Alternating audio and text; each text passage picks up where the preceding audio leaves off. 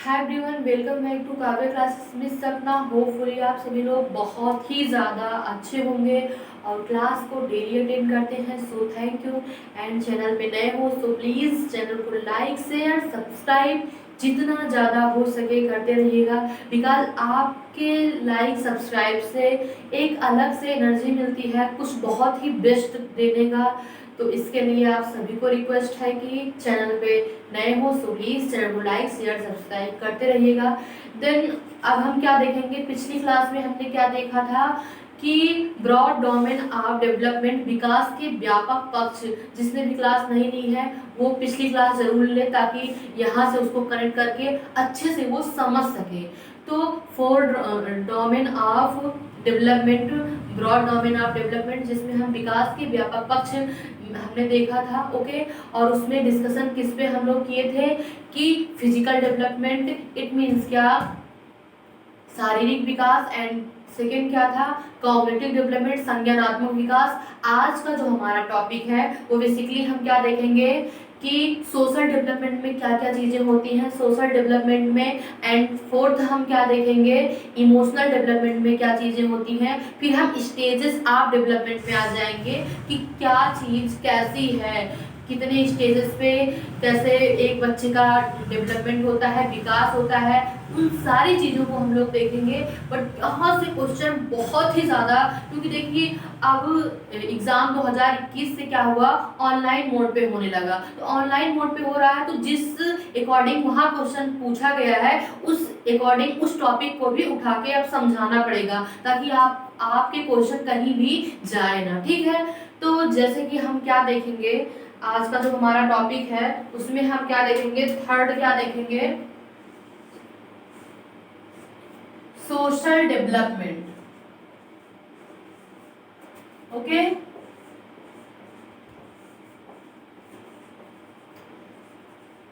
It means सामाजिक विकास।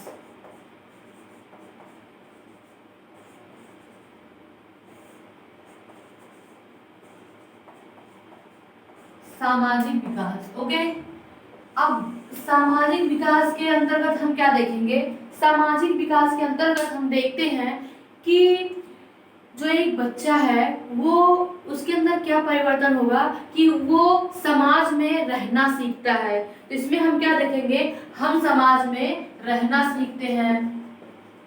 ठीक है, रहना सीखते हैं, हम समाज में रहना सीखते हैं। इसी को मोरल डेवलपमेंट भी कहते हैं, मोरल डेवलपमेंट। इट मीन्स नैतिक विकास, नैतिक विकास। मतलब क्या कि समाज में हमें कैसे उठना चाहिए, कैसे बैठना चाहिए और कैसे कपड़े पहनने चाहिए, किस तरीके से किसी से बोलना चाहिए और कब क्या बोलना चाहिए, ये बच्चा कब सीखता है, सोशल डेवलपमेंट के अंतर्गत सीखता है, सामाजिक विकास के अंतर्गत सीखता है कि उसे कैसे किसी के सामने रहना है, कैसे कपड़े पहनना है, कैसे उसकी वेशभूषा हो, कैसे वो किसी से बात कर सके, कैसे बैठ सके, कैसे बोल सके, ये सब किसमें आ जाता है, सोशल डेवलपमेंट में। That's clear my point. यहाँ भी कोई भी कंफ्यूजन हो सो प्लीज कमेंट करिए, आपको रिप्लाई जरूर मिलेगा। ओके, देन अब हम क्या देखेंगे, चौथा जो हमारा पार्ट है वो क्या है, वो है emotional development. Emotional development, it means सामयिक विकास।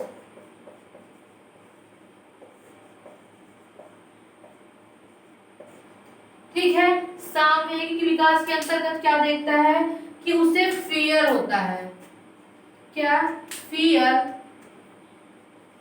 इट मीन्स भय, भय होता है। एंड एंगर, उसे क्रोध आता है, क्या, क्रोध आता है। और लव, प्यार होता है, माँ बाप से प्यार होता है।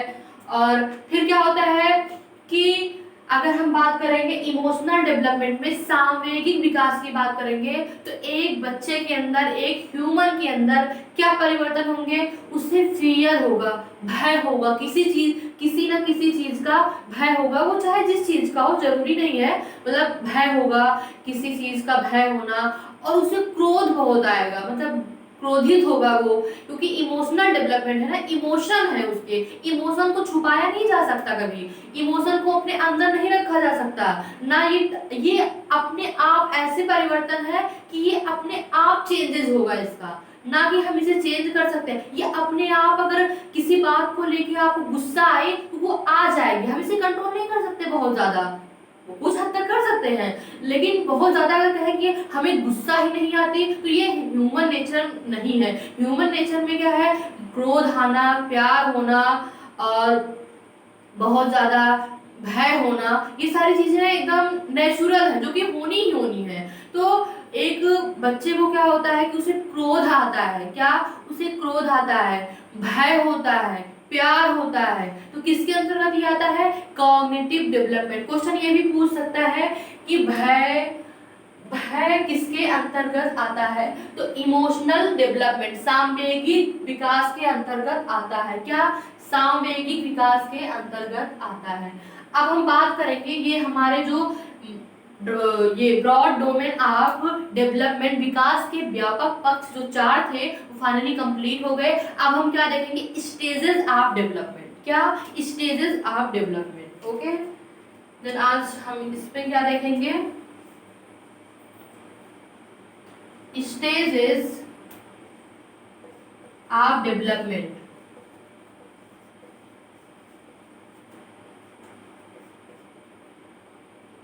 विकास के चरण।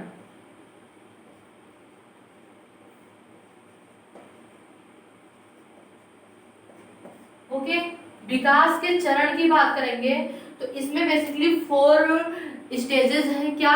4 स्टेजेस हैं जिनके बारे में हम बहुत ही डिटेल्स में पढ़ेंगे। पहले तो प्रीनेटल स्टेज से क्वेश्चन नहीं आते थे, लेकिन जब से एग्जाम ऑनलाइन मोड पे हुआ तब से, क्योंकि बहुत ज्यादा दिन तक, समथिंग 1 मंथ तक चलता है एग्जाम, तो बहुत ही ज्यादा वैरायटी होती है, क्वेश्चन की वैरायटीज बहुत ज्यादा होती हैं। ठीक है, तो हम देखेंगे कि स्टेजेस ऑफ डेवलपमेंट में पहले तो इसे हम एक्सप्लेन नहीं करते थे, डायरेक्ट इन्फेंसी में आ जाते थे, लेकिन अब इसे एक्सप्लेन करना बहुत ही ज्यादा इंपॉर्टेंट हो गया है। ओके, तो prenatal stage, prenatal stage, okay, it means क्या? प्रसव पूर्व अवस्था। ओके, एंड देन सेकेंड हम क्या देखते हैं? इन्फेंसी। Infancy it means शैशवावस्था।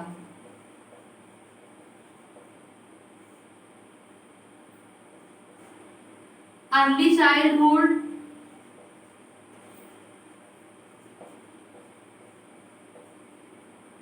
पूर्व बाल्यावस्था।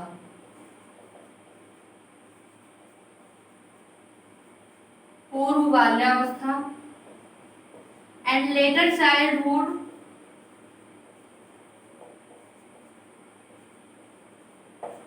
लेटर चाइल्डहुड, उत्तर बाल्यावस्था।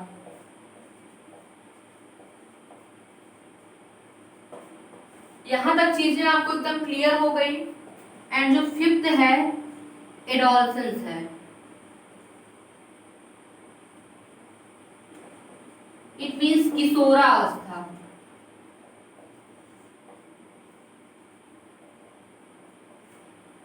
ओके, हमने क्या डिस्कशन किया कि स्टेजेस ऑफ डेवलपमेंट। क्या? स्टेजेस ऑफ डेवलपमेंट हमने डिस्कशन किस में किया?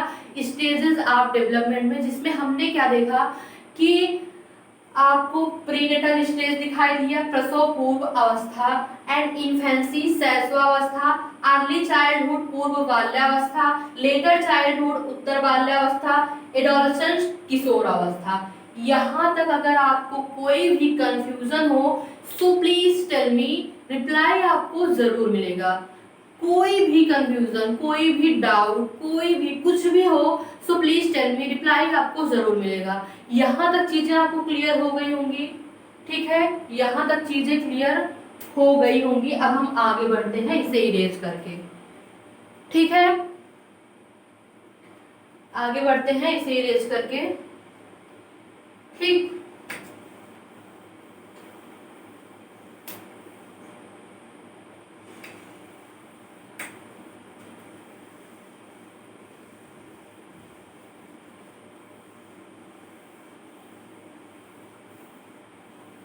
अब हम डायरेक्ट आते हैं प्रीनेटल स्टेज पे, ठीक है, ओके डियर।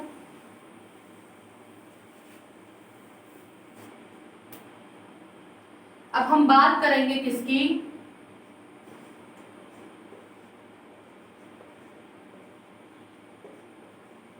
प्रीनेटल स्टेज की। एक एक के बारे में हम बहुत ही अच्छे से और स्लोली स्लोली समझाने का प्रयास करेंगे, आपको चीजें बहुत ही अच्छे से समझ में आए, ठीक है। तो प्रीनेटल स्टेज, प्रसव पूर्व अवस्था, ओके। तो इसे हम एक और भी नाम दे सकते हैं,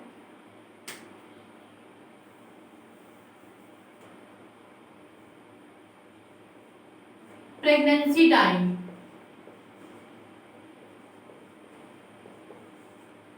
या पीरियड कह सकते हैं, ठीक। एंड इसे हम कह सकते हैं कंसेप्शन पीरियड,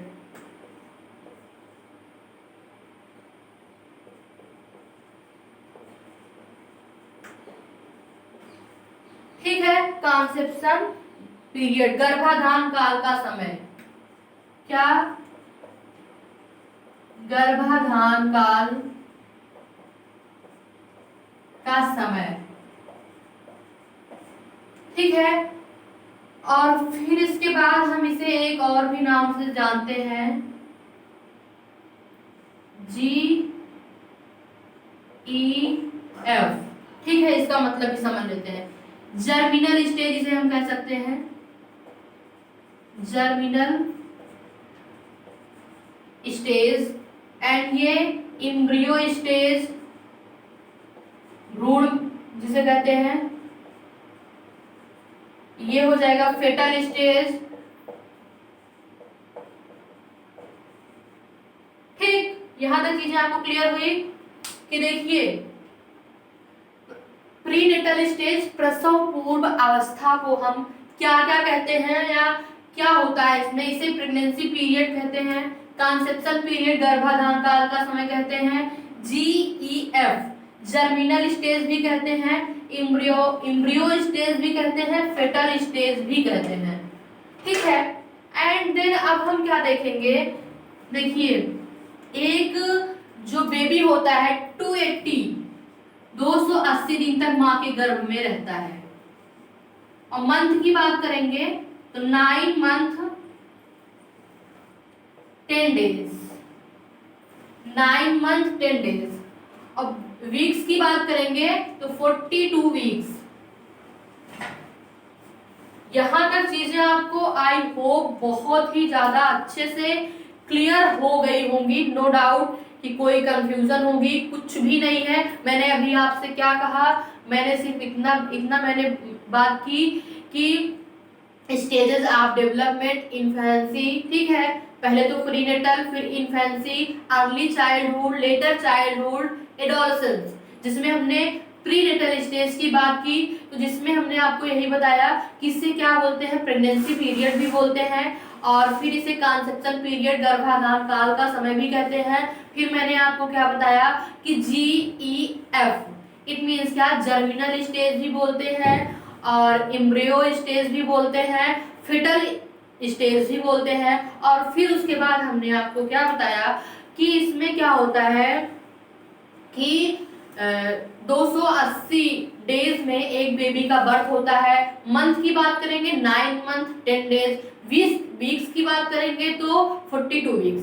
अगर यहाँ तक कोई भी कंफ्यूजन आपके माइंड में हो, so please tell me, reply आपको जरूर मिलेगा। कोई भी कंफ्यूजन, किसी भी, जितना मैं समझाती हूँ एक भी पॉइंट पे मुझे नहीं लगता कि कंफ्यूजन होना चाहिए, क्योंकि मैं बहुत स्लोली पढ़ा रही हूँ, एक एक चीज को बहुत ही अच्छे से क्लियर कर रही हूँ, समझा रही हूँ। तो मुझे ये लगता है कि आपको बहुत ही अच्छे से समझ में आएगा। अब जो मेरी अगली क्लास होगी उसमें हम देखेंगे अर्ली चाइल्डहुड क्या होता है, या अभी तो हमने यही देखा है इन्फेंसी देखेंगे, इन्फेंसी में क्या क्या परिवर्तन होते हैं, यही सारी चीज हम देखेंगे। और पता है प्रसव पूर्व अवस्था में शरीर का विकास बहुत तेजी से होता है। इसमें क्या होता है, शरीर का विकास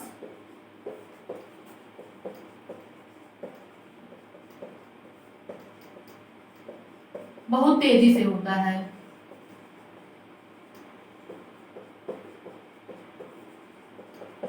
ठीक, शरीर का विकास बहुत तेजी से होता है। होपफुली यहाँ तक चीजें आपको एकदम क्लियर हो गई होंगी। ठीक है, और आज की क्लास यहीं पे हम ओवर करते हैं। अगर आज का सेशन आपको अच्छा लगा हो तो प्लीज लाइक शेयर सब्सक्राइब जितना ज्यादा हो सके करते रहिएगा।